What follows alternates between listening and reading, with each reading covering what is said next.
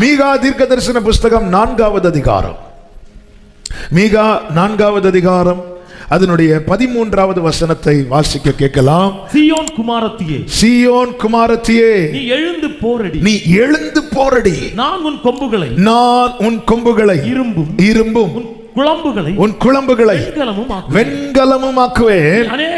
அநேக ஜனங்களை நொறுக்கி போடுவாய். அவர்கள் தேடி சேர்த்ததை நீ கர்த்தருக்கென்றும் அவர்களுடைய ஆஸ்தியை ஆண்டவருமா இருக்கிறவருக்கென்று நியமிப்ப. கைகளை உயர்த்தி சத்தமாய் ஹல்லேலூயா. நேற்று இரவு பரிசுத்த ஆவியானவர் இந்த வார்த்தையை விசேஷமா இந்த மீகா 4வது அதிகாரத்தை தான் காண்பித்துக் கொடுத்தார். இதுல கர்த்தர் என்ன பேச போகிறார் என்று ஒவ்வொரு வார்த்தையாக தியானிக்கும் போது ஆமென், இந்த வார்த்தையிலே கர்த்தர் கொண்டு வந்து நிறுத்தினார். சீயோன் குமாரத்தியே, நீ எழுந்து போரடி. போரடிக்கிறதுனா நமக்கு தெரியும், இந்த அறுவடை நாட்களிலே ஆமென் இயந்திரங்களை வைத்து போரடிப்பார்கள். அதிலே பதரை எல்லாம் தனியாக பிரித்து தானியத்தை என்ன செய்வாங்க, தனியாய் பிரித்துக் கொள்வார்கள். தானியங்களை தனியாய் பிரித்துக் கொள்வார்கள். சீயோன் குமாரத்தியே, நீ எழுந்து போரடி. அப்படி சொல்ல காரணம், இப்போ சீயோன் குமாரத்தியால என்ன செய்ய முடியல, எழும்ப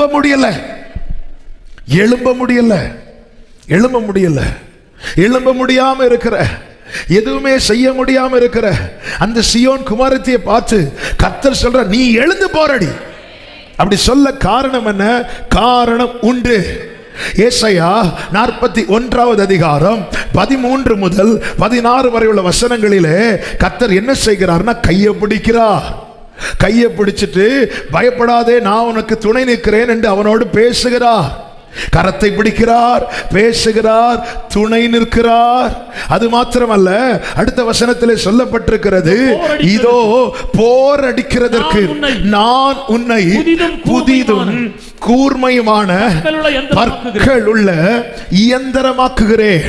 நீ மலைகளை மிதித்து நொறுக்கி குன்றுகளை பதருக்கு ஒப்பாக்கி விடுவாய். அவைகளை தூற்றுவாய். அப்பொழுது காற்று அவைகளை கொண்டு போய், நல்ல கவனமா கேளுங்க, நீ போரடிக்கிறதுக்குரியவனா இருந்தவன் அல்ல, ஆனா நான் உன்னை அதற்காக உருவாக்கினேன். ஆனா நான் உன்னை எதுக்காக உருவாக்கினோ அது செய்யாம இருக்கிற நீ. ஆண்டவரே, என்னால எழும்ப முடியாம இருக்கிற, அதை பத்தி உங்களுக்கு கவலை இல்லையா? நான் உனக்கு எதுக்காக உருவாக்கினேனோ அதை செய்யாம இருக்கிற. ஆண்டவரே, நான் எழும்ப முடியாம இருக்கிற. ஆண்டவரே,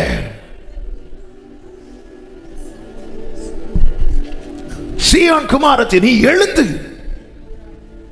நம்ம கவலை என்ன? நான் எழும்ப முடியாம இருக்கிறேன். ஆண்டவர் கவலை என்ன? நான் இவனை எதுக்குன்னு உருவாக்கணும், அது செய்யாம இருக்கிறான் பாரு. நேற்று இரவு இந்த வார்த்தை அப்படி ஒரு தீப்பொறி போல, ஆமென் ஆமென். ஆண்டவர், நான் எழும்ப முடியாம இருக்கிறேன். யாக்கோபே, நான் உன்னை உருவாக்கும் போது நீ யார் தெரியுமா? பூச்சி. உன் மேல எனக்கு அவ்வளவு நம்பிக்கை. யாக்கோபே, இந்த பூச்சிய என்னால இயந்திரமாய் உருவாக்க முடியும். எனக்கு என் லைஃப் மேல நம்பிக்கை இருந்ததுனால நான் வாழல. ஆனா இந்த மண்ணு மேல அந்த குயவன் ஒரு நம்பிக்கை வச்சா, இதை வணைய முடியும், இதை பாத்திரமாக்க முடியும், இதை உருவாக்க முடியும். என் கவலை என்ன? என்னால் எழும்ப முடியல, என்னால் எழும்ப முடியும். அவர் கவலை என்ன? நான் உன்னை எதுக்காக உருவாக்கினானோ, எதற்காக சிலர் உருவாக்கப்பட்டிருக்கிறீர்கள், சிலரை கர்த்தர் இன்னும் உருவாக்கி கொண்டிருக்கிறார். அப்படிதான் ஆவியானவர் எழுத வைத்தார். உன்னை எதற்காக உருவாக்கினாரோ அல்லது உருவாக்கி கொண்டிருக்கிறாரோ, நீ அதை செய்வதில் கவனம் செலுத்து. நீ அதை செய். ஆண்டவர், நான் எழும்ப முடியல. ஆமென். சீயோனே, நீ போரடி. உன் வேலை என்ன? உன் டியூட்டி என்ன? அதை மட்டும் செய். அதை செய். நீ அதை செய். என் கரத்தை அவர் பிடித்ததற்கு ஒரு நோக்கம் உண்டு. எனக்கு அவர் துணை செய்வதற்கு ஒரு நோக்கம் உண்டு. என்னோடு அவர் பேசுவதற்கு ஒரு நோக்கம் உண்டு. என்னை வணைவதற்கு ஒரு நோக்கம் உண்டு. என்னை உருவாக்குவதற்கு நோக்கம் உண்டு. என்னை புடமிடுவதற்கு நோக்கம் உண்டு. என்னை குறித்த தேவ நோக்கம் நிறைவேற்றதா என் ஆரம்பம் முதல் இதுவரை கர்த்தர் என் வாழ்க்கையில என்னெல்லாம் செய்யணுமோ அதை செய்து கொண்டிருக்கிறார். ஆனா அந்த சீயோன் என்ன சொல்றா, சீயோன் என்ன செய்கிறாள் அப்படின்னா, மீகா 4:9 சொல்லப்பட்டிருக்கிறது, அவள் அழுது கொண்டிருக்கிறாள். அதனாலதான் தீர்க்கதரிசியை கொண்டு கர்த்தர் பேசுகிறார், இப்போதும் நீ சத்தமிட்டு கதறுவானே, ராஜாவானவர் உன்னிடத்தில் இல்லையோ அப்படிங்கிறார். ஆமென். ஆக்சுவலி அந்த சீயோனுடைய உண்மையான நிலைமை எப்படிப்பட்டதா இருக்கிறது என்றால், 6வது வசனத்திலே சொல்லப்பட்டிருக்கிறது, கர்த்தர் சொல்லுகிறது என்னவென்றால், அந்நாளிலே நான் நொண்டியானவளை சேர்த்து, நொண்டியானவள் அவளை பார்த்து தான் எழும்புங்கிறார். எப்படி எழும்ப முடியும்? நொண்டியானவள். அடுத்து சொல்லப்பட்டிருக்கிறது தள்ளுண்டவள். அடுத்து சொல்லப்பட்டிருக்கிறது தீங்கு அனுபவித்தவள். ஆமென். ஏன் அழுதுட்டு இருக்கிறா சீயோன்? நொண்டியானவள், தள்ளுண்டவள். கர்த்தரே சீயோனுக்கு ஆறுதல் செய்கிறவர். உன்னை விசாரிப்பாரற்ற சீயோன் என்று சொல்லி உனக்கு தள்ளுண்டவள் என்று பெயரிட்டபடியா. ஆமென். சீயோனே. அடுத்து தீங்கு அனுபவித்தவள். இங்க வேதத்தில் பார்த்தீங்கன்னா, நொண்டியானவள் சொல்லும் போதே நமக்கு யாக்கோபு தான் மைண்ட்ல வருது. அவன் எப்படி நடந்தானா? நொண்டி நடந்தான். தீங்கு அனுபவித்ததுல தாவீத மாதிரி யாருமே தீங்கு அனுபவிச்சிருக்க மாட்டாங்க, யோபு மாதிரி அனுபவிச்சிருக்க மாட்டாங்க. அதனாலதான் தாவீது ஒரு ஜெபம் பண்ணுவார் பாருங்க. சங்கீதத்தில் அந்த ஜெபம் இருக்கிறது 74:21. துன்பப்பட்டவன் வெட்கத்தோடே திரும்ப விடாதிரும். துன்பப்பட்டவன் வெட்கத்தோட போயிடக்கூடாது. சங்கீதம் 90, ஆமென், அதுல 15 சொல்லப்பட்டிருக்கிறது, தேவரீர் எங்களை சிறுமைப்படுத்தின நாட்களும் நாங்கள் துன்பத்தை கண்ட வருஷங்களுக்கும் சரியாக எங்களை மகிழ்ச்சியாக்கும். துன்பப்பட்டவனுக்கு மட்டும்தான். இது மோசேயின் சங்கீதம். இது என மோசே தன் சொந்த ஜனத்தால ஆரம்பத்தில் தள்ளப்பட்டான். அவனுடைய பர்சனல் லைஃப். அடுத்து இஸ்ரவேலர் என்று சொல்லும் போது அவ்வளவு கஷ்டப்பட்டாங்க எகிப்துல. அவன் எவ்வளவு நாள் கஷ்டப்பட்டோமோ, ஆண்டவரே அந்த நாட்களுக்கு சரியாக எங்களை மகிழ்ச்சியாக்கும். ஏன் சீயோன் அழுது கொண்டிருக்கிறாள் தெரியுமா?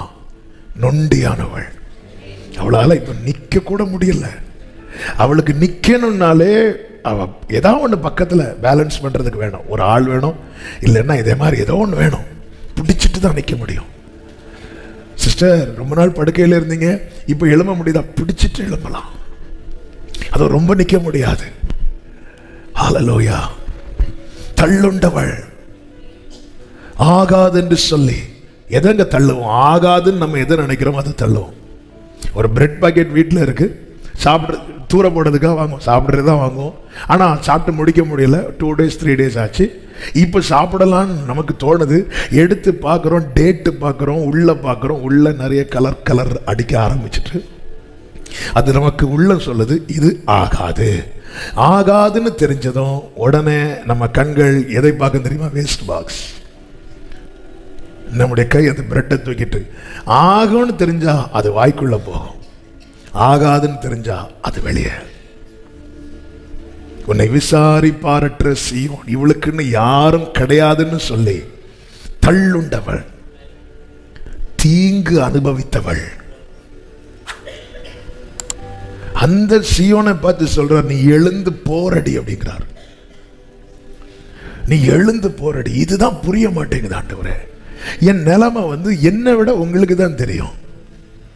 என் நிலைமை என்னை விட உங்களுக்கு தான் தெரியும். நீங்க ஏன்டா என்ன சொல்லிட்டு இருக்கிறீங்க ஆண்டவரே? உங்களுக்கு போர் அடிக்குதுன்னு என்கிட்ட போரடின்னு சொல்றீங்களா? எனக்கு ஒண்ணுமே புரிய மாட்டேங்குது ஆண்டவரே. அப்போதான் கர்த்தர் சொல்லுகிறார், இங்க பாருங்க, அதனுடைய 7வது வசனத்தில் சொல்லப்பட்டிருக்கிறது, நொண்டியானவளை மீதியான ஜனமாகவும் தூரமாய் தள்ளுண்டு போனவளை பலத்த ஜாதியாகவும் வைப்பேன். அவர்கள் பேரில் கர்த்தர் சீயோன் பர்வதத்திலே இது முதல் என்றென்றைக்கும் ராஜாவாயிரு. கைகளை உயர்த்தி ஆமென் சொல்லுங்க பார்க்கலாம். நீ யாரா இருந்துக்கோ, நொண்டியானவளாயிரு, தீங்கு அனுபவித்தவளாயிரு, தள்ளப்பட்டவளாயிரு, உன் மேல ராஜாவா இருக்கிறது யார் என்று பார். ஒரு பூச்சியை புதியதும் கூர்மையுமான பற்கள் உள்ள எந்திரமாக்க முடியுமானால் சபையே நீ கேள். கர்த்தரால் தெரிந்தெடுக்கப்பட்டவள் நீ, தெரிந்தெடுக்கப்பட்டவள் நீ. என்ன நோக்கத்துக்காய் கர்த்தர் உன்னை தெரிந்தெடுத்தாரோ அந்த நோக்கத்தை கர்த்தர் உன்னை கொண்டு நிறைவேற்றுவார். நீ அதிலே கவனம் செலுத்து என்று கர்த்தர் சொல்லுகிறார். அதிலே கவனம் செலுத்து, நீ அதிலே கவனம் செலுத்து. நான் வந்ததற்கு ஒரு முகாந்திரம் இல்லையோ என்று தாவீது கேட்கும்போது, ஆமென், தலைக்கவசம், மார்க்கவசம், பாதரட்சை, ஆயுதம் எல்லாம் அணிந்து கேட்கல. தன் மேல் அவர் ராஜாவா இருக்கிறார். ராஜா, ஒரு ஜனம் தோத்துட்டுனா ராஜாவுக்கு அது தோல்வி. யோசுவா ஆயி பட்டணத்துக்கு யுத்தத்துக்கு போகல. யோசுவா கூட இருந்த ஜனங்கள் போயிட்டு வராங்க. யோசுவா அனுப்புறாரு, ஜனங்க போயிட்டு தோத்துட்டு வராங்க. தோல்வியோடு வருகிற செய்தியை யோசுவா கேட்டதும், நீ போனா அப்படிதான் இருக்கு, அப்படி சொல்லல. அவர் வஸ்திரத்தை கிழிச்சிட்டு விழுந்து கிடக்கிறார். ஏன்? ஜனத்தினுடைய தோல்வி ராஜாவின் தோல்வி. ஆமென். ஒன்னா ஒரு காரியத்துக்கு தெரிந்தெடுத்துட்டு அது ஒன்னால முடியாம போயிட்டுன்னா அந்த தோல்வி உன்னுடைய தோல்வி அல்ல, உன்னை தெரிந்தெடுத்த பாரு. அதனால தான் ஆண்டவர் சொல்கிறார், என் ஜனமாகிய குமாரத்தினுடைய காயத்தின் நிமித்தம் நானும் காயப்பட்டேன். மண்ணெல்லாம் பாத்திரமாகாது. ஏற்கனவே சொன்ன ஒரு வார்த்தையை நான் ரிப்பீட் பண்றேன். மண்ணெல்லாம், களிமண்ணெல்லாம் பாத்திரமாகாது. ஆனா குயவன் கையில் எடுக்கிறார் தெரியுமா? என்ன ஒரு நம்பிக்கை வச்சு அந்த மண்ணை இப்படி எடுக்கிறார். இந்த மண்ணு நாளைக்கு சூப்பர் பாத்திரமாகும். இது ஒரு விலைக்கு போகும். இது ஒரு வீட்டில் உள்ள இருக்கும். இது ஒரு இதுல என்னெல்லாம், இதுல வந்து தண்ணி சூடாக்குவாங்களா, மீன் கறி வைப்பாங்களா, இது என்ன மனசுல எவ்வளவு ஆழமா வச்சுட்டு எத்தனை பேர் மிதிச்சுட்டு போன மண்ணு, எத்தனை பேர். வார்த்தையானவர் பாட்டு ஷூட் பண்ணும்போது, ஆமென், ஒரு உள்ள வணைஞ்சிட்டு இருக்கிறாங்க, வெளியே நிறைய மண்ணு குவிந்து இருக்கிறது. அதுக்கு மேல ஒரு நாய் வந்து படுத்திருக்கு. நாங்க போனது அந்த நாய் மெதுவா தட்டி விட்டோம். அடுத்து ஒரு கோழி ஓடுது. அது வீடியோல வரும்னு நினைக்கிறேன். ஒரு கோழி ஓடுது, அப்படி வருது. இதான் இதான் இதான் இந்த மண்ணை ஒரு குயவன் வந்து இதை பாத்திரமாக்கலாம். என்ன ஒரு இருதயத்துல எவ்வளவு ஒரு நம்பிக்கை. நான் என்ன பார்த்துட்டு இருக்கிறேன் தெரியுமா? என்னால நடக்க முடியலையே, எனக்கு யாருமே ஆதரவு இல்லையே, என்னை யாருமே விசாரிக்கவில்லையே, நான் எவ்வளவு கஷ்டம். நான் இதை தான் பார்த்துட்டு இருக்கிறேன். நான் எதை பார்க்கல தெரியுமா? என் பேரில் ஒரு ராஜாவா இருக்கிறத நான் மறந்துட்டேன். நான் அதனால தான் நான் அழுதுட்டு இருக்கிறேன். அழுதுட்டு இருக்கிறத கர்த்தர், இப்போதும் நீ அழுவானே, ராஜாவானவர் உன்னிடத்தில் இல்லையோ. ஹல்லேலூயா, ஆமென், ஹல்லேலூயா. என் ஜனமாகிய குமாரத்தினுடைய காயத்தின் நிமித்தம் நான் தள்ளுண்டவன் என்று அவருக்கு தெரியாதா? யாக்கோபுக்கு நொண்டி நொண்டி தான் நடக்க முடியும் கர்த்தருக்கு தெரியாதா? தெரிஞ்சுதான் நாங்க கை வச்சா. நமக்கு என்னன்னா, நொண்டி நொண்டி நடந்து வந்த யாக்கோபு கால் ஸ்ட்ரைட் ஆயிட்டுனா இந்த தேவன் என்றைக்கும் இல்ல தெரியும். ஆனா நான் பார்க்கறது எதை பார்க்கிறேன்னா, நான் நொண்டி நொண்டி தானே நடக்கிறேன். என்கிட்ட போய் போரடிங்கிறாரு. என்னதான் யாருமே கேட்க மாட்டேங்கிறாங்களே, எப்படி இருக்குன்னு கேட்க மாட்டேங்கிறாங்களே, என்கிட்ட போய் போரடின்னு சொல்றாரு. நான் தான் அவ்வளோ கஷ்டத்தை அனுபவிக்கிறேன். என்கிட்ட வந்து சொல்றாரு, என்கிட்ட வந்து சொல்றாரு. இங்க பாரு, ஆமென், உன்கிட்ட வந்து பேசுறவர் யார் தெரியுமா? ஆமென், ராஜா. ராஜா. இந்த ராஜா யார் தெரியுமா? எந்த ராஜாக்களையும் தள்ளி ராஜாக்களை ஏற்படுத்துகிறவர். இந்த ராஜா யார் தெரியுமா? இதுவரை தோல்வியை கண்டிராதவர். இந்த ராஜா யார் தெரியுமா? கிரீடங்களை உடையவர். இந்த ராஜா யார் தெரியுமா? சத்ருவின் தலையை நசுக்கிறவர். இந்த ராஜா யார் தெரியுமா? மரணத்தை ஜெயித்தவர். இந்த ராஜா யார் தெரியுமா? நிலையான சிங்காசனத்தை உடையவர். இந்த ராஜா யார் தெரியுமா? தூதர்களை சேனைகளாய் வைத்திருக்கிறவர். இந்த ராஜா யார் தெரியுமா? ஆதியும் அந்தமுமானவர். இந்த ராஜா யார் தெரியுமா? என்னென்னும் ஜீவித்திருக்கிறவர். நல்ல கைகளை தட்டி இந்த ராஜாவால இந்த சீயோனை பயன்படுத்த முடியும், பயன்படுத்த முடியும். விசுவாசிக்கிறவங்க ஆர்ப்பரிப்பாடு. இந்த ராஜாவால இந்த சீயோனை பயன்படுத்த முடியும். இந்த நொண்டியானவளை பயன்படுத்த முடியும். தள்ளுண்டவளை பயன்படுத்த முடியும். தீங்கு அனுபவிக்கிறவளை பயன்படுத்த முடியும். Glory. Jesus. Jesus. ஆண்டவர் சொல், மீதியா வச்சிருக்கிறேன். நொண்டியானவளை நான் மீதியா வச்சிருக்கிறேன். தள்ளுண்டவளை நான் பெரிய சாதி ஆக்குவேன். ஆண்டவர் இது சொல்றதுக்கு நல்லா இருக்கு. ஆண்டவர் ஹே பேசுறவர் ராஜாவாய் வீற்றிருக்கிறார். ஹல்லேலூயா. ராஜா வருகிறார். ஷரபகலரா தடரா சந்தனலரா ஜீசஸ் இயேசு வருகிறார். இயேசு வருகிறார். எதிர்கொண்டு செல்கிறார். நம் இயேசு வருகிறார். எதிர்கொண்டு செல்கிறார். ஆண்டவர் எதை பார்க்கிறார்னா, அவர் சேர்க்கும் போதே என் நிலைமையை பார்த்து தான் சேர்க்கிறார். ஆனா சேர்க்கப்பட்ட பிறகு நாம நம்ம நிலைமையை பார்த்துட்டு இருக்கிறோம். அப்படிதானே? நொண்டியானவளை சேர்த்து கொண்டு இப்ப சேர்க்கும் போது என் நிலைமை அறிஞ்சுதான். ஞானிகளை வெட்கப்படுத்த பைத்தியங்களை, உள்ளவைகளை அவமாக்க இழிவானவைகளை சேர்க்கும் போதே டீட்டெயிலா பார்த்துட்டார். இது இவ்வளவுதான் இருந்தாலவா ஆமென். சேர்க்கும் போதே என் சிச்சுவேஷன் தெரியும். நம்ம சேர்க்கப்பட்ட பிறகு நம்ம சூழ்நிலையை பார்த்துட்டு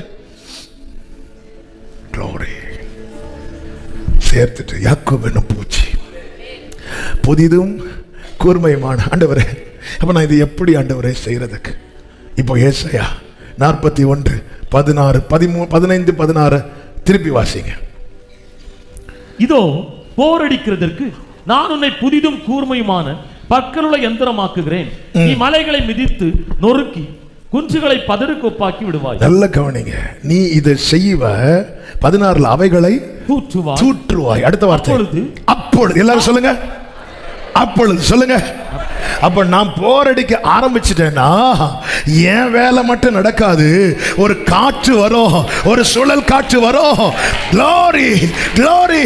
நான் போரடிக்க ஆரம்பிச்சிட்டேன்னா, கர்த்தர் என்ன எதுக்காக உருவாக்கினாரோ அதற்காக செயல்பட நான் ஆரம்பிச்சிட்டேன்னா, நான் மட்டும் இல்ல, பரிசுத்த ஆவியானவர் காற்றாய் வருவார், சுழல் காற்றாய் வருவார். ஆமென். ஜீசஸ். அதனாலதான் ஆமென் ஹல்லேலூயா. கேயாசி கண்களை திறந்தருளும்னு எலிசா ஜெபம் பண்ணும்போது கண்களை திறந்ததும் அக்கினி ரதங்களை, அக்கினிமயமான ரதங்களை பார்க்கிறோம். நம்ம என்ன நினைக்கிறோம்? நான் நொண்டியானவள், நான் தள்ளுண்டவள். ஆமென். நான் எப்படி செய்ய? ஏய் நீ பொண்ணை நான் எதுக்கு உருவாக்குறேன்னு அதை செய். நீ அது அப்பொழுது. எப்பொழுது காற்று வரும்? நீ செய்ய வேண்டியதை செய். நீ நொண்டி, என் நொண்டியை சரியாக்குங்க. சரி ஆகாது, நீ செய். நீ முதல்ல வா. ஆமே. அதாவது என்னோடு இணைந்து கர்த்தர் ஒரு காரியத்தை செய்ய விரும்பி என்ன உருவாக்குறார். எனக்காக விரும்பி உருவாக்கப்பட்டவைகள் அநேகம் இருக்கிறது. அதற்காக நான் ஆண்டவரை ஸ்தோத்திரிக்கிறேன். அதுக்காக அதனால வாழ்ந்துட்டு இருக்கிறேன். ஆனா அதுக்காக மட்டும் இல்லை, என் கையை பிடிச்சது. எனக்காக தேவன் விரும்பி செய்யறாருல, அதை தர்றதுக்கு என் கையை பிடிக்கின்ற கையை நீட்டும் பார், நான் வச்சுக்க போம்பார். ஆனா என் கையை பிடிச்சது என்னோடு கூட சில காரியங்களை கர்த்தர் விரும்பி செய்ய விரும்புகிறார். இந்த காரியத்தை ஆமே ஆமாம். சில இடத்துக்கு போகும்போது சிஸ்டர் நீங்கள் வரீங்களா, பிரதர் நீங்கள் வரீங்களா, ஏன் இவங்க கூட போகலாம், இந்த மீட்டிங் போகலாம். ஆண்டவர் விரும்புகிறார் செய்யணே. ஆமே. ராஜா விரும்புகிறார் இந்த நொண்டியானவளை, இந்த தள்ளுண்டவளை, இந்த துன்பம் அனுபவிக்கிறவளை தம்ம கூட வச்சு அவருடைய வேலையை செய்ய விரும்புகிறார். நீ தூற்றுவாய், நீ ஃபோனு ஊதுவ. ஆனால் அது நீ ஃபோனு ஊதுனதும் பின்னாடி ஒரு சுழல் காற்று. ஆமாம். மோசே கோலை நீட்டு, நீ நீட்டு. அவன் கோலை நீட்டினா அப்பொழுது ஒரு காற்று வருது. நீ தூற்றுவாய். சீயோனே நீ எழுந்து போரடி. நீ உன் நிலைமையை மட்டும் பார்த்துட்டு கர்த்தர் உன்னை எதற்காய் உருவாக்கினாரோ அல்லது உருவாக்கி கொண்டிருக்கிறாரோ அதை செய்யாம இருக்க மட்டும் இந்த காற்று வாழ்க்கையில் அடிக்காது. இந்த சுழல் காற்று, இந்த பதர் எல்லாம் பறக்கடிச்சாதான் கிளியரான தானியத்தை எடுக்க முடியும். ஆமா, உங்க குடும்பத்தில் நிறைய பதர் இருக்கிறதுனால தான் பிள்ளைங்களுடைய சரியான வாழ்க்கையை பார்க்க முடியல. ஆமாம், பிரயோஜனம் இல்லாம இருக்கு. பதர் அடிக்கணும்னா நீ எழுந்து போரடி. நீ பாரு, ஆரம்பத்தை பாரு. ஒரு பூச்சியை கர்த்தர் எந்திரமா உருவாக்குவார்னா என் தலைமுறை அதுக்கு மேல. எத்தனை பேர் நம்புறீங்க? கர்த்தர் அப்படிதாங்க வச்சிருக்கிறார். ஆமென் சொல்லுங்க பார்க்கலாம். ஒரு வசனம் அப்படியே நினைவுக்கு வருகிறது.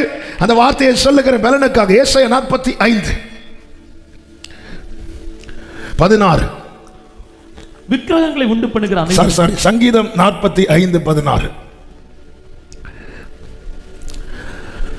உமது பிதாக்களுக்கு பதிலாக உமது குமாரர் இருப்பார்கள். கைகளை உயர்த்தி ஆமென் சொல்லுங்க பார்க்கலாம். வேற யாரோ இருப்பாங்க இல்ல, குமாரர்கள். அடுத்த வார்த்தை வாசிங்க. அவர்களை பூமி எங்கும் பிரபுக்களாக வைத்து. சீயோனை நீ எழுந்து போரடி. உன் பிள்ளைகளை எப்படி வைப்பார்னு கர்த்தர் தீர்மானிச்சுட்டார். பூமியில் அப்பத்துக்கு அலைந்து திரிகிறவனாய் அல்ல, ஒவ்வொன்றுக்கு அலைந்து திரிகிறவர்களாய் அல்ல, பூமி எங்கும் பிரபுக்களாக பிரபுக்களாக பிரபுக்களாக. இந்த வார்த்தையை கர்த்தர் என்னோடு பேசினார் நம்புகிற. ஓ ரபலப சத்தரே, ஓ சீயோனே, நீ தள்ளுண்டவளா இருக்கலாம், நீ தீங்கு அனுபவிக்கிறவளா இருக்கலாம், நீ நொண்டியானவளா இருக்கலாம், ஆனா நீ எழுந்து போரடி. உனக்கு கொஞ்சம் விளந்தா இருக்கா, எழுந்து போரடி. உன் பிள்ளைகளை பூமி எங்கும் பிரபுக்களாக பிரபுக்களாக. ஏசாயா 58 கடைசியில் என்ன சொல்லப்பட்டிருக்கிறது? ஆமே ஆமே, பூமியின் உயர்ந்த இடங்களிலே ஏறி வர பண்ணி. அடுத்த வார்த்தை, உன் தகப்பனாகிய யாக்கோபுடைய சுதந்திரத்தால் உன்னை போஷிப்பேன்.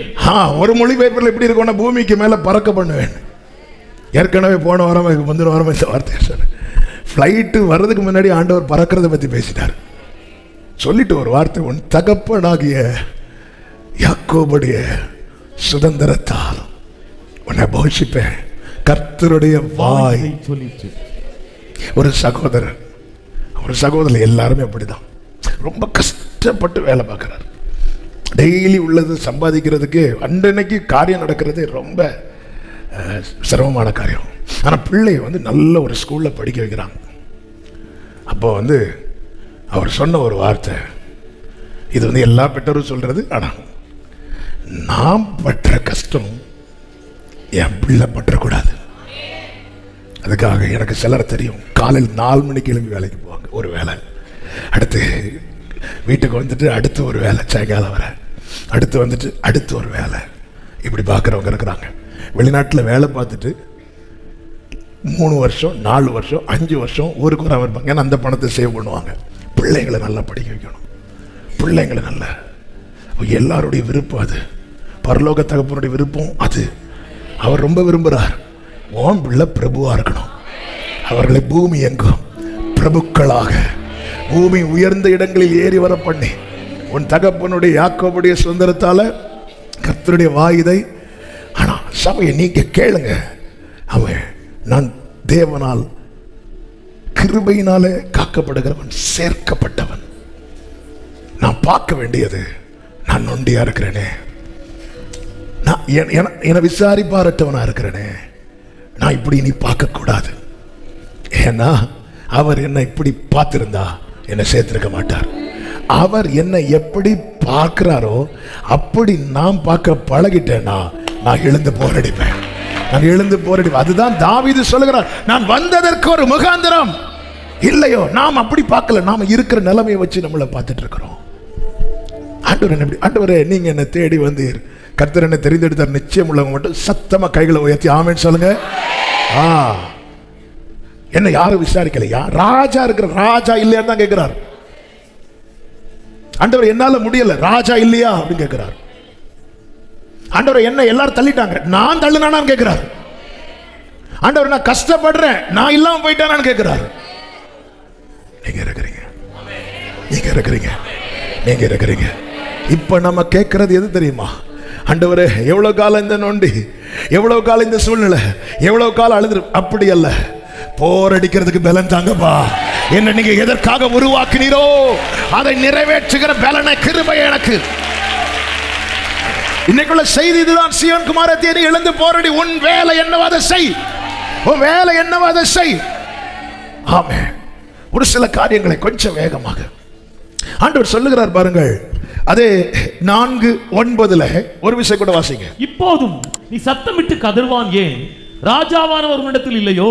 உன் ஆலோசனைக்காரர் அழிந்து போனார்களோ? பிரசவிக்கிற ஸ்திரீக்கு ஒத்த வேதனை உனக்கு, பிரசவிக்கிற ஸ்திரீக்கு ஒத்த வேதனை உனக்கு உண்டாகும். உண்டாகும்னா பிரசண்டா, பாஸ்டா, ஃபியூச்சரா? ஃபியூச்சர். என்ன ஆண்டவரே இதுவரை. ஆமென். அப்போ இது எதுக்கு இந்த வார்த்தை சொல்றேன்னா, என்னை சேர்த்து கொள்ளும் போது என் நிலைமை, நான் எப்படி இருக்கிறேன் என்பது மாத்திரமல்ல அவர் அறிவது. நான் எந்தெந்த பாதையில கடந்து போனேன், கடந்து போகிறேன், கடந்து போக போகிறேன் அவருக்கு தெரியும்.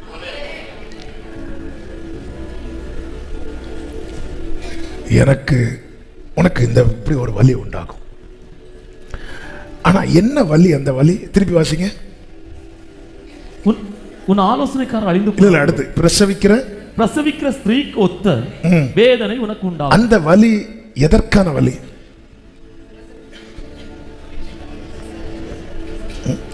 என்ன ஒரு வெளிப்பாடு! பிரசவ வலியா?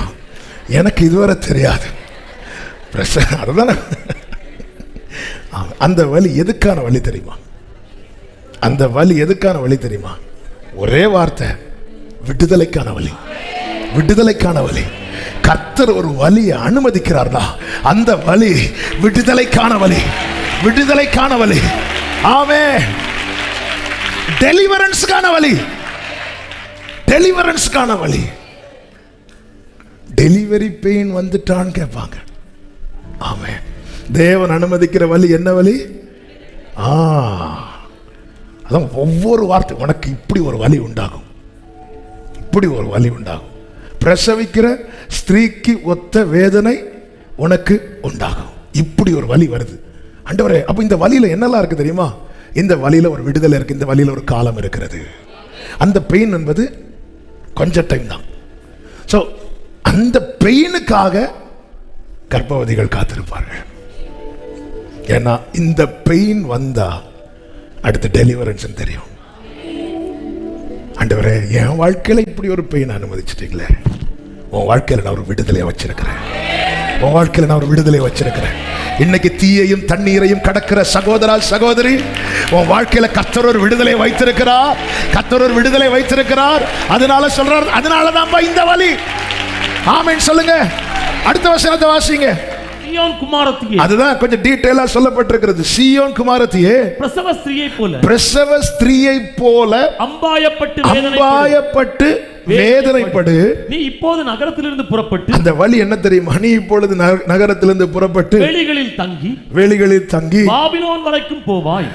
லேபர் வார்டு வரைக்கும் போவாய். அங்கே விடுவிக்கப்படுவாய். அங்கே ஆமென். ஆண்டவரே, ஆண்டவரே, ஒழுங்கா இருந்த இடத்துல தூக்கிட்டு போறாங்க. ஆண்டவரே, நல்லா கவனிங்க. இந்த வேதனை உண்டாகும்னு சொல்லிட்டு அந்த வேதனையின் பாதையை கர்த்தர் பார்க்கிறார். பார்த்தீங்களா? நகரத்திலிருந்து புறப்பட்டு வெளிகளில் தங்கி பாபிலோன் வரைக்கும் போவாய். அது வரைக்கும் தான், அது வரைக்கும் தான். அதான் சொல்றேன், அதுக்கு ஒரு காலத்தை வச்சுட்டாரு. அதை தாண்டி இந்த வலி இருக்காது. அவன் தேவன் அனுமதிக்கிற வேதனை விடுதலையில தான் முடியும். விடுதலையில தான் முடியும். ஆமென். நான் பாருங்க, எங்கிருந்து நான் புறப்படுகிறேன், எங்கே தங்குகிறேன், எது வரைக்கும் போவேன், இந்த பெயின் எது வரைக்கும், இந்த கண்ணீர் எது வரைக்கும், இந்த வலி எது வரைக்கும், என்னை தெரிந்தெடுத்தவருக்கு தெரியும், என் ராஜாவுக்கு தெரியும். சொல்ற அங்கே எல்லாரும் சொல்லுங்க பார்க்கலாம். அங்கே பல நேரத்தில் சத்துரு சில நேரத்தில் நம்மளை இதே மாதிரி பிடிச்சிட்டு பாபிலோன்ல பிடிச்சிட்டு போனாங்கல்ல, எகிப்தில பிடிச்சு வச்சிருந்தாங்கல்ல, சாதிச்சிட்டோன்னு சொல்லிட்டு அவ்வளவுதான், இனி என்ன வந்தாலும் இந்த இருப்பு காலவாயிலிருந்து, இந்த பாபிலோன்ல இருந்து இவங்களால போகவே முடியாது, இங்கேயே கிடந்துதான் சாக போறான்னு சொல்லிட்டு அப்படி பெருமிச்சு விடுவாங்க தெரியுமா? அங்கே யோபுவின் வாழ்க்கையில சாத்தான் செய்ய வேண்டியதெல்லாம் செஞ்சு முடிச்சிட்டு அப்பாடான்னு சொன்னால அங்கே அங்கே ஆமென். நான் பார்க்க வேண்டியது ஒண்ணே ஒண்ணுதான், என் ராஜா இன்னும் இருக்கிறார். ஆமென். அங்கே ஷாத்ராக் மேஷாக் ஆபேத்நேகோ நமக்கு நல்லா தெரியும். 3வது அதிகாரத்தில் நேபுகாத்நேச்சர் ஒரு பெரிய சிலை உண்டு பண்ணி வைக்கிறான். உண்டு பண்ணி வச்சுட்டு அதை வணங்கணும், அதை வணங்கலைன்னா எல்லாரையும் தூக்கி தீயில போட்டுருவோம் அப்படிங்கிறான். யாரெல்லாம் வணங்கணுமா? 3:2 சொல்லப்பட்டிருக்கிறது.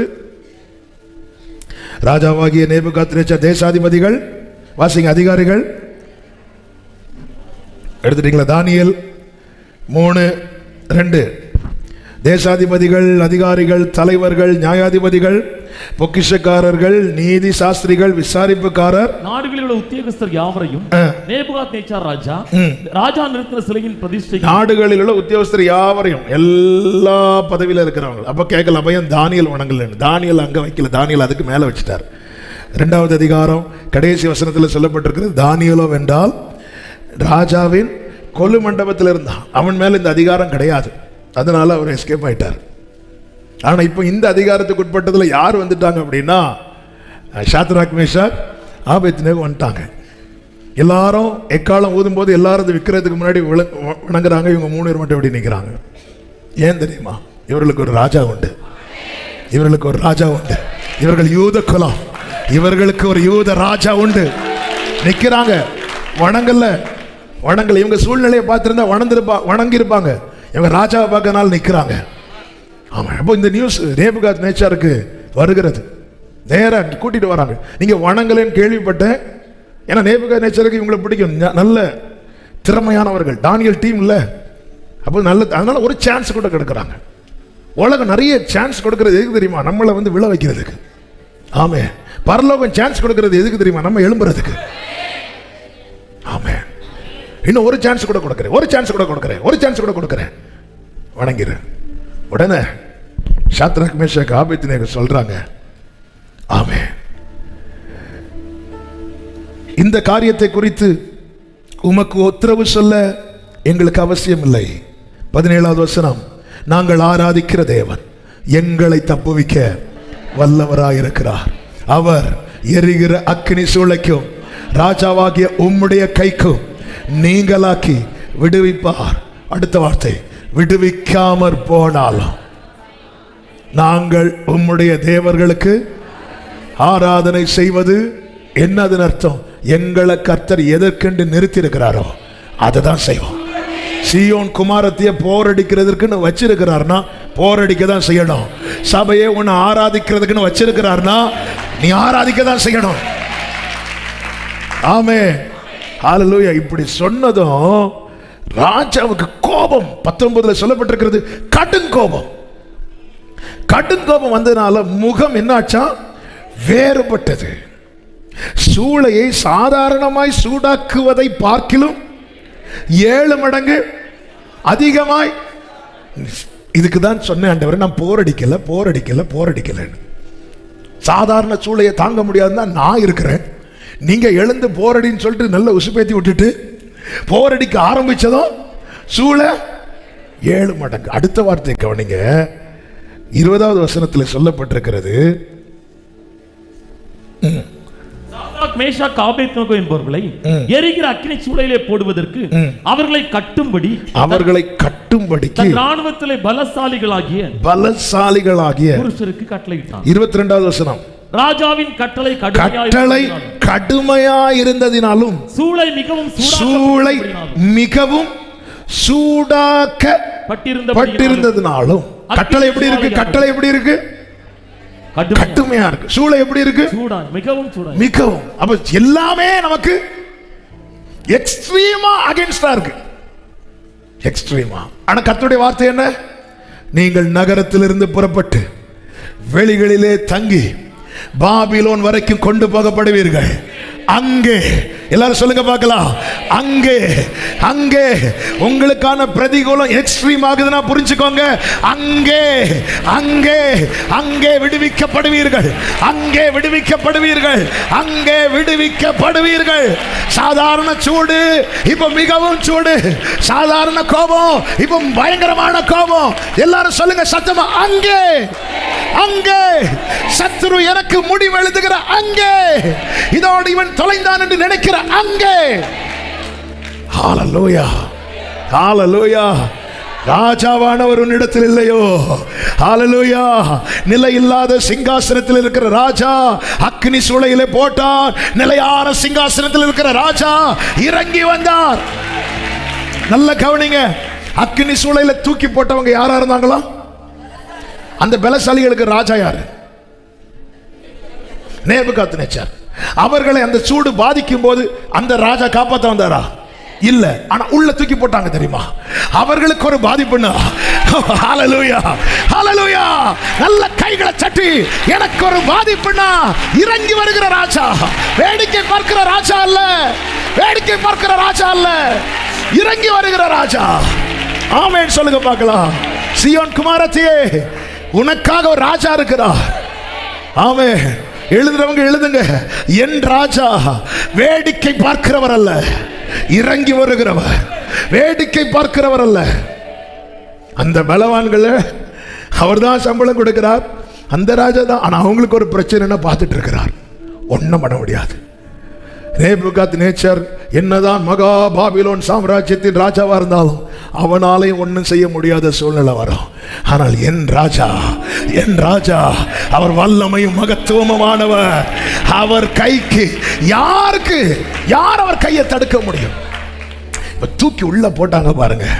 நகரத்திலிருந்து புறப்பட்டு அப்படி மீகாவுக்கு வந்துருங்க.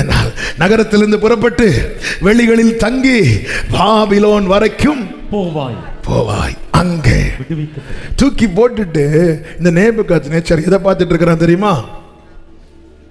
அக்கினி. 23 சொல்லப்பட்டிருக்கிறது. இனி அப்படியே தானியேல் 23 சாத்ராக் மேஷாக் ஆபேத்நேகோ என்னும் அந்த 3 புருஷரும், வாசிங்க ஸ்பீடா, கட்டுண்டவர்களாக. ஆமென். எரிகிற இன்னொரு மைக்கு ஆன்ல வச்சிருக்கோங்க, அப்போ கொஞ்சம் ஈஸியா இருக்கும். எரிகிற அக்கினி சூளைக்கு நடுவில் விழுந்தார்கள் போட்டிருக்கு, விழுந்தார்கள் என்று போட்டிருக்கு. ஆனா வெரி நெக்ஸ்ட் வெர்ஸ்ல இப்படி சொல்லப்பட்டிருக்கிறது, அப்பொழுது ராஜாவாகிய நேபுகாத்நேச்சார் சொல்லுங்க, பிரமித்து பரியாசம் பண்ணின்னு சொல்லல, பிரமிச்சிட்டான். ஒரு தேவ பிள்ளை விழ கர்த்தர் அனுமதிக்கிறார்னா சத்துரு பிரமிப்பான். என்னது இது? ஆமென் சொல்லுங்க பார்க்கலாம். பிரமித்து. அடுத்த வார்த்தை தீவிரமா எழுந்து அப்படி உட்கார்ந்து இருக்கிறான். சாத்ராக் மேஷாக் ஆபேத்நேகோ படுகிற வேதனையை பார்த்து ரசிப்பதற்காக பாபிலோனின் ராஜா அப்படி உட்கார்ந்து இருக்கிறான். பக்கத்தில் இருக்கிறவர்கள் வீசிக்கொண்டிருக்கிறார்கள், சிலர் திராட்சை ரசம் ஊத்தி கொண்டிருக்கிறார்கள். அப்படியே கிரேப்ஸை சாப்பிட்டுட்டு திராட்சை ரசத்தை அப்படியே குடிச்சிட்டு அப்படி வீசிட்டு இருக்கும் போது தேவனை ஆராதிக்கிற சீயோன் படுகிற வேதனையை பார்த்து ரசிப்பதற்காக உட்கார்ந்துட்டு இருக்கிறவன் எப்பொழுது இவர்கள் விழுந்தார்களோ எல்லாத்தையும் தட்டிட்டு எழுமி நிற்கிறான். அப்படியெல்லாம் நிம்மதியா இருக்க மாட்டார் என் ராஜா. உன்னை தொடுகிறவன் என் கண்மணியை தொடுகிறான். உன்னை தொடுகிறவன். ஹல்லேலூயா. ஆமென். இந்த பலவான்கள் மரிக்கும் போது உட்கார்ந்து தான் இருக்கிறான். ஆமென். நமக்கு ஒரு ராஜா இருக்கிறா. இயேசு ராஜா முன்னே செல்கிறார். ஓசன்னா கீதம். ஆமென். ஹல்லேலூயா. டைம் போயிட்டு வேகமா சொல்லி ஜெபிக்க விரும்புகிறேன். அவன் என்ன பண்றான் பாருங்க. கர்த்தருக்கு மகிமை உண்டாவதாக. அவன் எழுந்து சொல்லுகிறான், அக்னியிலே 3 புருஷரை அல்லவோ கட்டுண்டவர்களாக போகட்டும். ஆமா ராஜாவேங்கறாங்க. 25வது வசனத்தை வாசிங்க. அதற்கு அவன், இதோ 4 பேர் விடுதலையாகி 4 பேர் விடுதலை எங்காச்சு? நகரத்திலிருந்து புறப்பட்டு வெளிகளில் தங்கி பாபிலோன் வரைக்கும் போவாய். எல்லாரும் இப்ப சொல்லுங்க, அங்கே சபையே கேள், அன்பு சீயோனே கேள். உன் கண்களுக்கு முன்பாக இருக்கிற பிரச்சனை முன்னே காட்டிலும் 7 மடங்கு அதிகமாகிறது என்றால், நீ தெரிந்தெடுக்கப்பட்டவனானால், நீ சேர்த்துக் கொள்ளப்பட்டவனானால் அங்கே நீ விடுவிக்கப்படுவாய். எனவே சபையே கேள், சீயோன் குமாரத்தியே எழுந்து பாரடி. நல்ல கைகளை தட்டி அபிஷேகம் பெற்றவங்க அந்நிய பாஷையில ஷாரா பாபா லாகாரா ரீ பாபா லா பாதா ராபா சந்தனலரே ரீ கடரலரா ரீ பாலரதரா. ஹல்லேலூயா. இன்னும் ஒரு வார்த்தையை கூட இதோட கூட நினைப்படுத்தி நான் ஜெபிக்க விரும்புகிறேன். அதுல 27வது வசனத்துல என்ன சொல்லப்பட்டிருக்கிறது தெரியுமா? தேசாதிபதிகள், அதிகாரிகளும் தலைவரும் ராஜாவின் மந்திரிகளும் கூடி வந்து அந்த புருஷனுடைய சரீரங்களின் மேல் அக்கினி பலம் செய்யாமலும். அக்கினி என்ன செய்யலையா? பலம் செய்யல. மந்திரம் என்ன செய்யல? பலம் செய்யல, வலிக்கல. கரெக்டா சொல்றாங்க, வலிக்கல. அக்கினி என்ன செய்யல? பலம் செய்யல. ஆனா அந்த பலவான்களுக்கு அந்த அக்கினி என்ன செஞ்சது? பலம் செஞ்சது. ஆங்கிலத்தில் இருக்கிறது, the fire had no power. Power இல்லாத ஃபயர். ஹல்லேலூயா. அத நேத்து சொன்னதை ரிப்பீட் பண்றேன். யாக்கோபுக்கு விரோதமான மந்திரம் தான் கிடையாது. மந்திரம்லாம் இருக்கு, ஆனா யாக்கோபுக்கு விரோதமான. நீ எதை பார்க்கணும் தெரியுமா? எனக்கு ஒரு ராஜா இருக்கிறார். இந்த தள்ளுண்டவளை, இந்த நொண்டியானவளை சேர்த்து கொண்ட ராஜா இன்னைக்கு நிக்க காரணம் அக்கினி பலன் செய்யல, சத்துருவின் ஆயுதங்கள் பலன் செய்யல. நகரத்திலிருந்து புறப்பட்டு எகிப்து கொண்டு போய் அங்கே அங்கே யோசேப்பை குறித்து சொல்லப்பட்டிருக்கிறது. 105வது சங்கீதம் அதனுடைய 17 முதல் 22 வரை உள்ள வசனங்களை வாசிக்க கேட்கலாம். அவர்களுக்கு முன்னாலே ஒரு புருஷனை அனுப்பினார். யோசேப்பு போதும், புருஷனை அனுப்பினார். கர்த்தர் அனுப்பினார். ஆனா சூழ்நிலை எப்படி இருக்குன்னா, யோசேப்பு சிறையாக விற்கப்பட்டான். ஆண்டவர் அனுப்பும் போது எந்த எந்த பாதையை போட்டு அனுப்புறாருன்னு நமக்கு தெரியாது. அனுப்புற பாதை யாக்கோப ரதத்தை வச்சு எகிப்துக்கு கூட்டிட்டு போக, ரதத்தை வச்சு. ஆனா யோசேப்பு அப்படி கூட்டிட்டு போகல, சிறையாக. நம்ம நடக்கிற பாதை தான் நம்மளை ரொம்ப பாடுபடுத்துது. ஆனா ஒண்ணு நிச்சயம் இருக்கணும், தெரிந்தெடுக்கப்பட்டவன் வாழ்க்கையில கர்த்தர் அறியாமலும் கர்த்தர் அனுமதிக்காமலும் எதுவுமே நீர் அறியா என் தலை முடியோ. யோசேப்பு சிறையாக விற்கப்பட்டான். அடுத்த வார்த்தையில சொல்லப்பட்டிருக்கிறது விலங்கிடப்பட்டு. வாசிக்கிறான். அவன் விலங்கிடப்பட்டு ஒடுக்கினார்கள். அவன் கால்களை விலங்கு போட்டு ஒடுக்கினார்கள். அவன் பிராணன் இரும்பில் அடைப்பட்டு. அடுத்து கர்த்தர் சொன்ன வார்த்தை நிறைவேறும் அளவு. அவன் கட்டப்பட அனுமதிக்கப்பட்டது எதற்கு தெரியுமா? கர்த்தர் சொன்ன வார்த்தை. ஒடுக்கப்பட அனுமதித்தது எதற்கு? கர்த்தர் சொன்ன வார்த்தை. அடுத்து வாசிங்க. நிறைவேறும் அளவு அவருடைய வசனம் அவரை புடமிட்டது. ராஜா ஆள் அனுப்பி அவனை கட்டவிழ்க்க சொன்னான்.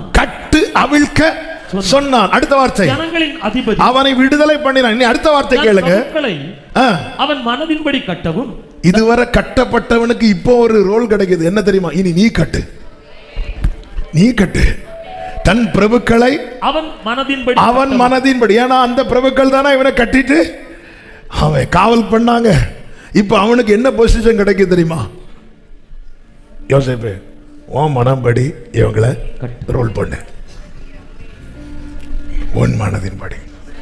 ஆமே. இந்த ஃபுட்பால், பேஸ்கெட் பால்லாம் கேம் இருக்கும் பாருங்க. ஒரு டீம்ல இருக்கிறவங்க அப்படி மாறி மாறி பாலை பாஸ் பண்ணிட்டே இருப்பாங்க. பட் ஆப்போசிட் டீம்ல இருக்கிறவங்க எதை பார்த்துட்டு இருப்பாங்கன்னா, ஒரு சான்ஸ் கிடைக்கும், இந்த பந்து நம்ம கிட்ட வரும். அதுக்கப்புறம் வரும் பாருங்க. வரும்போது உங்களுக்கு உற்சாகம். இன்னைக்கு மனுஷர்களை உங்கள் தலை மேல ஏறி போக பண்ண அனுமதிக்கிறாரா? வெயிட் பண்ணுங்க, பால் உங்ககிட்ட வரும். டைம் உண்டு. கர்த்தருடைய வார்த்தை நிறைவேறும் அளவும் அவன் கர்த்தர் செய்வார். நம்புறீங்களா? சீயோன் குமாரத்தின் இழந்து போராடி. அப்போ நாம் கவனம் செலுத்த வேண்டியது எதுல தெரியுமா? என்ன நோக்கத்துக்காக என்ன இன்னும் மீதி வச்சிருக்கிறீங்க? என்ன நோக்கத்துக்காக என்ன இன்னும் பலப்படுத்துறீங்க?